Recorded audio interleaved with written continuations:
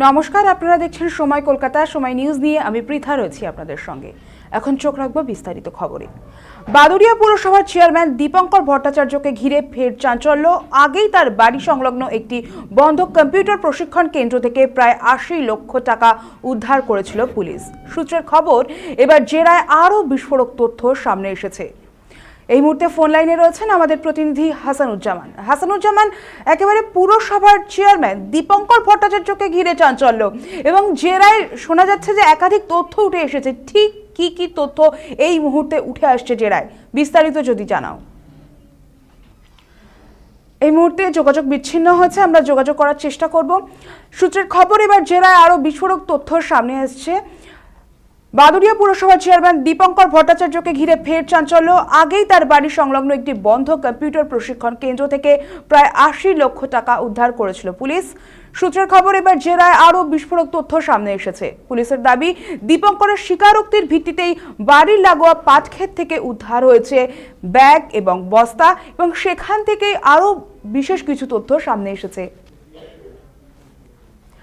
যেমনটা জানা যাচ্ছে যে পুলিশের দাবি, দীপঙ্করের স্বীকারোক্তির ভিত্তিতে বাড়ির লাগোয়া পাটক্ষেত থেকে উদ্ধার হয়েছে 4টি ব্যাগ ও একটি বস্তা। ঠিক কি ছিল ওই ব্যাগ ও বস্তার ভিতরে তা নিয়ে এখনো ধোঁয়াশা রয়েছে। তদন্তকারীদের দাবি, এত বিপুল পরিমাণ টাকা উদ্ধারের ঘটনায় বড় কোনো আর্থিক দুর্নীতির যোগ থাকতে পারে। পুলিশ গোটা ঘটনার তদন্ত শুরু করেছে। উদ্ধার হওয়া সামগ্রী খতিয়ে দেখা হচ্ছে বলে জানা গিয়েছে। ঘটনায় রাজনৈতিক মহলে তীব্র চাঞ্চল্য ছড়িয়েছে।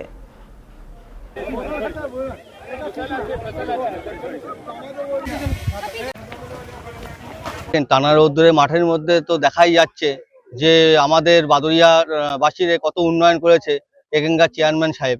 তিনি এই মাঠের মধ্যে তার উপার্জন, মানে মানুষের, গরিব মানুষের টাকা লুট করে, মানুষের টেরপোল, টাকা, সোনা, মানে সবকিছু লুট করেছে। লুট করে তিনি এখন বাঁচানোর জন্য মাঠের মাঝখানে গর্ত খুঁড়ে তার মধ্যে তার ওই জমানো সঞ্চয় সব এক জায়গায় করেছে। কিন্তু উন্নয়ন তো বোঝা গেছে কতটা উন্নয়ন হয়েছে, বাদুড়িয়ার মানুষ বুঝে গেছে যে উন্নয়ন বলে কিছু তো হয়নি।